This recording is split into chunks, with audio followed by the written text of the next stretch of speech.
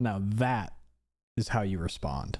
We're breaking down Bruins at Sabres game 2 of round 1 of the Stanley Cup playoffs. We had a rematch in net with Jeremy Swayman and Ukko-Pekka Luukkonen, at least to start things off. And this game started pretty similar to the last one, relatively quiet. Bruins taking some penalties as they do, but luckily Buffalo's power play is so unbelievably ass that nothing comes of it. And the Bruins were struggling early on some breakaway chances. This is a team that has not been great on the breakaway. I know when Morgan Geekie scored one of his more recent goals at the end of the season, they had mentioned he was like 0 for 6 on breakaways up to that point. Both Kastelic and Arvidsson get looks on the breakaway, but nothing materializes. Bruins also get back-to-back power plays of their own. Couldn't really do anything, so period 1 remains pretty quiet. But period 2 is where the action really starts to kick off.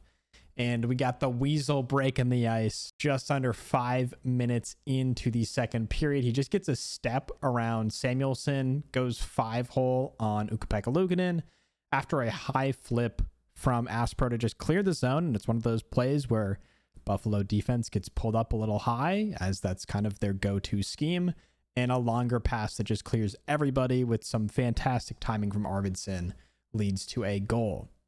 Bruins do get a power play after that where they still can't do almost anything, but then we have maybe the highlight of the entire night in Morgan Geekie just backhanding a harmless flip into the zone before a change, and just Bill Buckner, not quite, but close enough, style.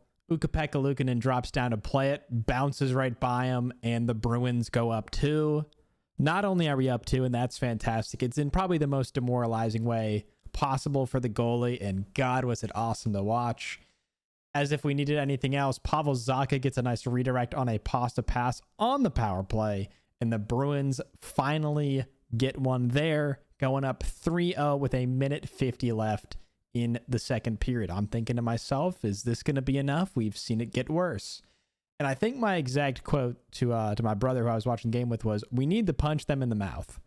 And the Weasel hears my words through some way, and 16 seconds in to the third period gets the punch in the mouth we were looking for, shelves one on a 2-on-1 against Luukkonen, and that is nighty-night for him. They tell him to pack his shit and hit the showers. So that is where the game also turns to just get pretty ugly. Basically, after every stoppage, there's some sort of scrum. We get a fight. Kastelic taking on Logan Stanley, which that's a height mismatch if I've ever seen one, but it's about the size of the fight and the dog days saying Kastelic's willing to throw a couple punches in there. I don't know if he gets the better of Logan Stanley, but certainly gets the boys fired up. That all comes in the wake of a McAvoy hit that I was not a huge fan of. He gets real low on somebody, and I understand Buffalo taking an exception to it. I get that he's playing physical, but after a guy who struggled so much, taking some bad hits, being on the receiving end, it was a tough one to watch, but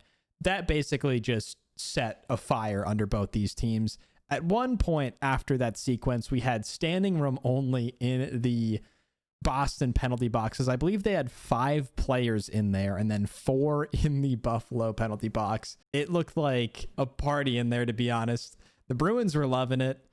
Tanner Jeannot at the same time sitting by the Buffalo bench asking if anybody there wants to go. Nobody takes him on the offer, but the Bruins just had to go into survival mode at that point. I was just thinking, let's get out of here without anybody getting blown up and an open ice hit. Let's just leave. Buffalo is probably going to try to kill somebody here. And luckily that doesn't happen. But with 6 minutes left, Bo Byram gets a goal, makes it 4-1. Now it's whatever. It kind of sucks because Swayman was having a great night. And I would have loved to see him pitch a shutout and hear an absolute pin drop in the KeyBank Center and turn that place into a library. But instead, Buffalo gets another. And tell me if you've heard this story before. Peyton Krebs with 4 minutes 52 seconds left with the goalie pulled already gets the second one. And sensing a repeat of nights prior, Swayman says, we're taking the timeout. He stands up and calls time on his own.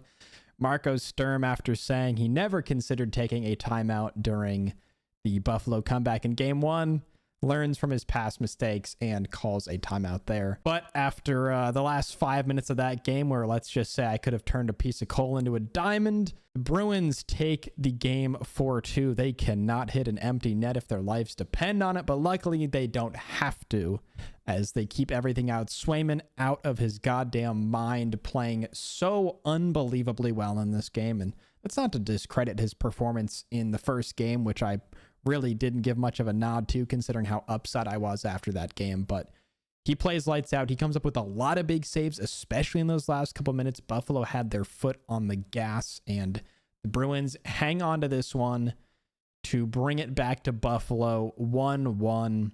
And the Bruins, I know I did not say this in the first video, given some time to heal a little bit here, the Bruins have played much better than Buffalo in both games.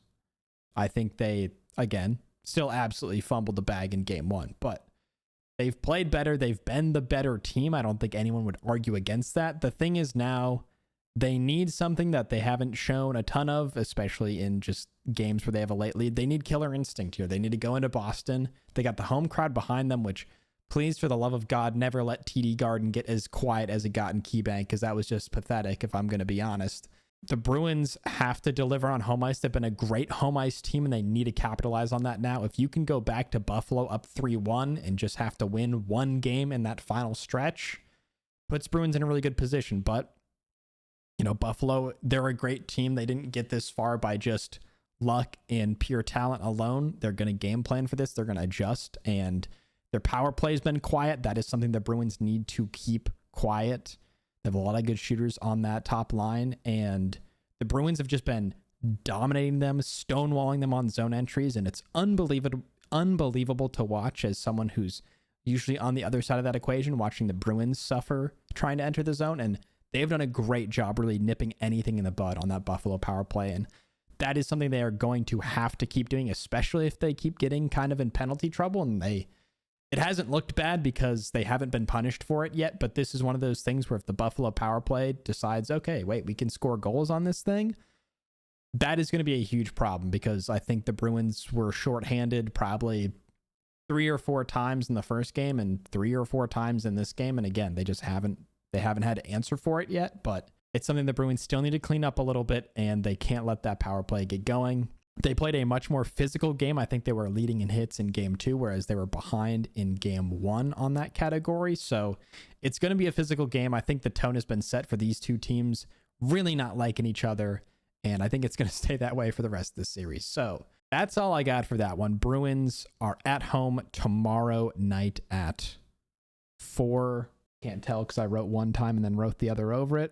4, 4:30, 7, 7:30. It's one of the two. They have a big chance here, again, with the home crowd at their back. They got to make good on these two games at home. Being the lower seeded team, they don't get that advantage down the stretch if it comes down to those later games. So they got to make good on their 2 at home. And let's see what they can do on Thursday night. They need to keep this momentum, keep their foot on the gas, and continue just putting Buffalo down, because at least the fans, they can get the steam kind of taken out of them. But Buffalo has shown they can come back in those games late, so Bruins got to play a clean, solid 60 minutes, and we'll see if they can do it on Thursday.